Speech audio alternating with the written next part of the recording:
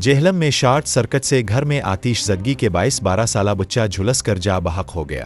یہ افسوسناک حادثہ جہلم کے علاقے سیلہ میں پیش آیا، جہاں ایک گھر میں آتش زدگی کے نتیجے میں 12 سالہ حسنین عباس جھلس کر جاں بحق ہو گیا۔ ریسکیو ذرائع کے مطابق آگ شارٹ سرکٹ کے باعث لگی، جس نے دیکھتے ہی دیکھتے شدت اختیار کر لی۔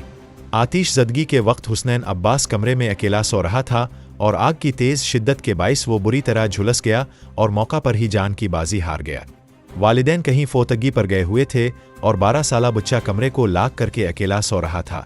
شارٹ سرکٹ کے باعث آگ لگی تو بچے نے دروازہ کھولنے کی کوشش کی لیکن دروازہ نہ کھلا۔ ہمسائے دروازہ توڑ کر کمرے میں داخل ہوئے لیکن اس وقت تک بچہ بری طرح جھلس چکا تھا۔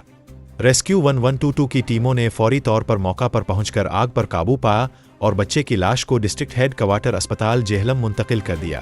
پولیس کا کہنا ہے کہ ضروری کارروائی کے بعد لاش ورثاء کے حوالے کر دی جائے گی۔